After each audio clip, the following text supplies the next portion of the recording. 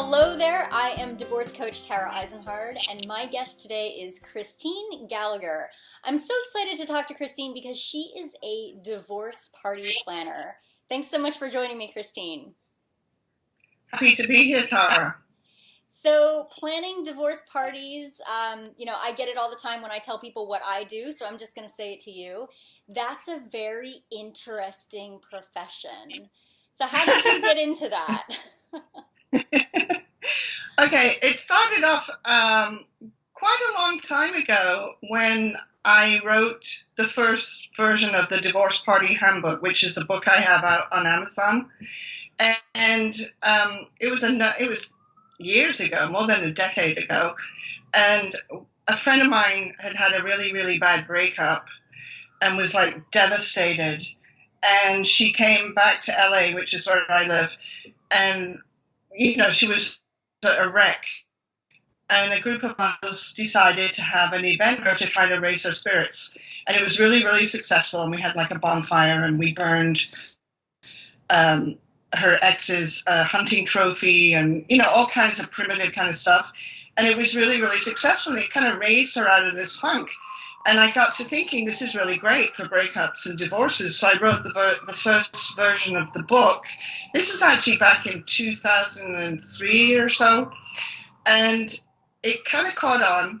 And I got a fair amount of like radio and newspaper pickup on it.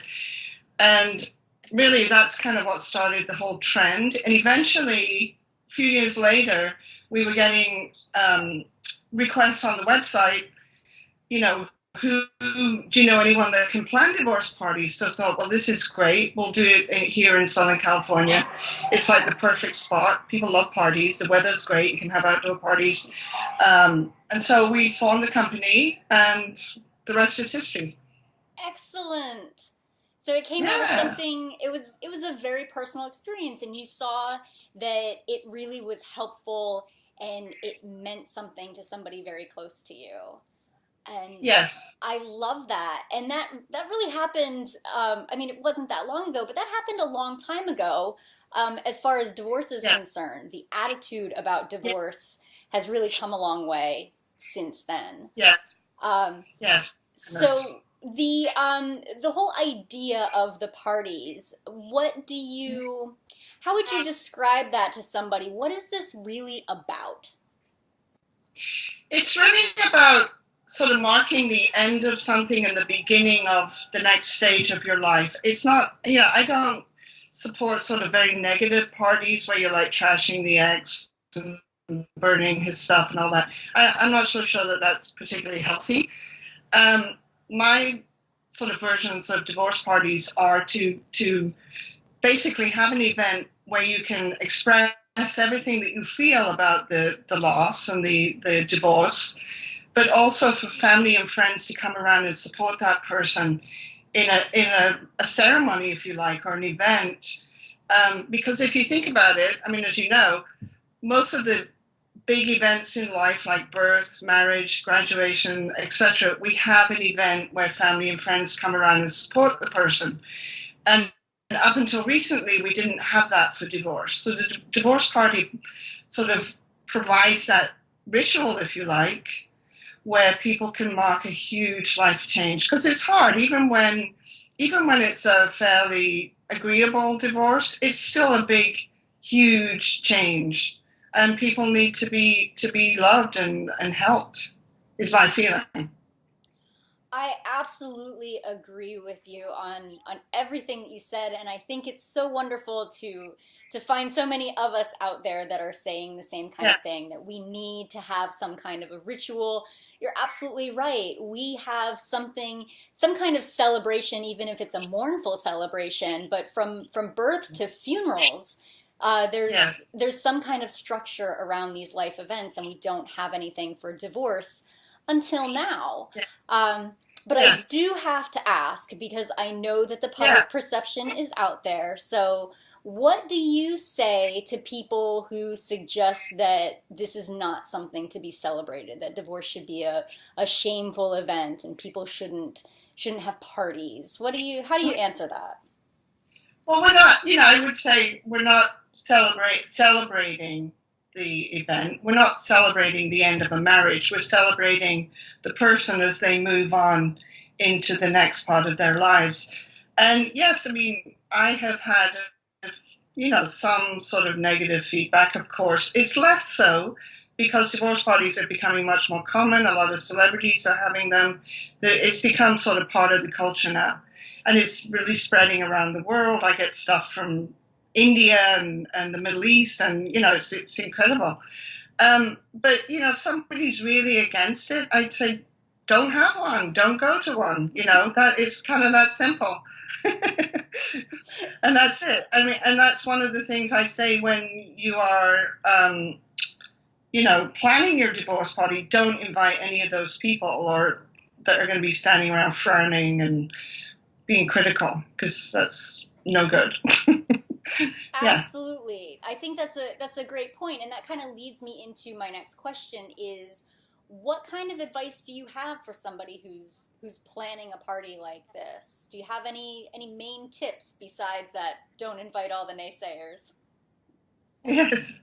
Well, again, be careful who you invite. Invite people that really support what's going on.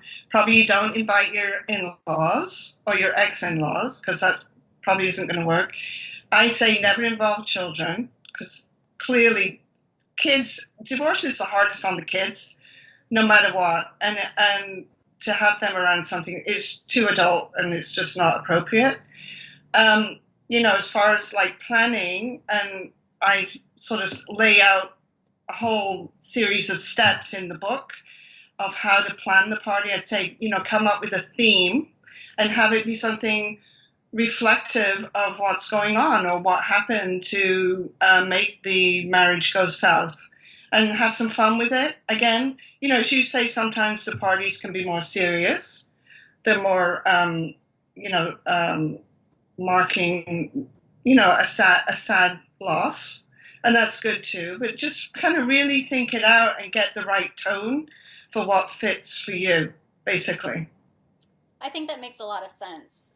When I talk about the divorce process, and I always recommend that people mark the occasion with some sort of a ceremony to honor the past and and look forward to the present. And I kind of talk about it as being a combination between a funeral and a wedding, that you're laying something to rest, and the same as if you were planning a funeral or a wedding, you want this to be something that's really personal. And I love the idea of picking out a theme. So in your experience planning these parties, is there one that was your favorite, something that's really stands out to you? Yeah. Well, in my company, we offer sort of turnkey parties, which are kind of set up like, one is called a survivor party, and it's obviously survived a shipwreck marriage, and we play with the whole theme of being like a desert island survivor, and the clothes and the food and the whole thing, and that's fun. I, though, love and encourage for people to come up with their own theme that's very personal. And one of my favorites involved a woman whose husband said he was learning golf, and he was going every Friday afternoon for his golf lessons. And she happened to look at the golf clubs that were in the closet, and they were like still brand new. They hadn't been used. So this is how she found out that he was having an affair, which was horrible for her and pretty stupid of him to leave the evidence around. But anyway, she was devastated. She was an older woman, and her friends came to us that we have to do something to, this woman's like in this funk and she can't get out of this hole. And so we proposed to her to take the theme of golf for her divorce party, sort of something that was so awful for her and so devastating, to sort of flip it on its head and do something fun with it. So we had, everybody wore golf clothes. We had a golf coach come in and teach the party guests how to swing the club. We had little golf balls with the guy's name on it. We We had kebabs that were done on an outdoor fire using golf clubs. So we just had a lot of fun with it, and it was very it was a particularly sort of emotionally cathartic party for this particular woman, where she could actually laugh finally about golf, and it was no longer this sort of horrible thing that had happened in her life. I love that idea of taking something that was traumatic and turning it around and really owning it and being able to laugh about it. I think that's so incredible. How Yeah, wonderful for her that she it was was able great. to have It this was great. experience. Yes. Oh my Great. gosh. Ah, so are And are there, enough? yeah. No, sorry, go on. Yeah. I was just going to ask, are there any, any don'ts that you suggest to people as far as things that you really want to stay away from when you're planning a party like this? Well, like I said, your guests, you don't invite kids. Other don'ts are if you're a party guest and you've just like started some great love affair, don't talk about it at the party. It's kind of not. It's kind of like rubbing salt in the wounds. You know, I also caution against the idea of a surprise divorce party because I have had one like that and it fell flat. The person was not ready. She just wasn't emotionally and mentally prepared, and it was just not good. So I'm saying I suggest never make it a surprise divorce party. Have the person really on board and with what's going on. Those are good Yeah, ideas. I mean, another element that comes up is should there be gifts? Um, and we sort of suggest, yeah, why not? Oftentimes when people split a household, one person takes, like the great espresso machine or whatever, or the great set of knives. You can think about having like a list, almost like like when you get married, of things that the person needs. And there are, in fact, some department stores like Debenhams on the East Coast that will provide that service. Other gifts are sometimes people pull the money together and send the person off on a vacation or some kind of big treat. We've had instances where maybe the friends would come in and like replace like the linens, particularly the sheets, have the bed, sort of create a new bed. So it's no longer the marriage bed, it's the person's bed.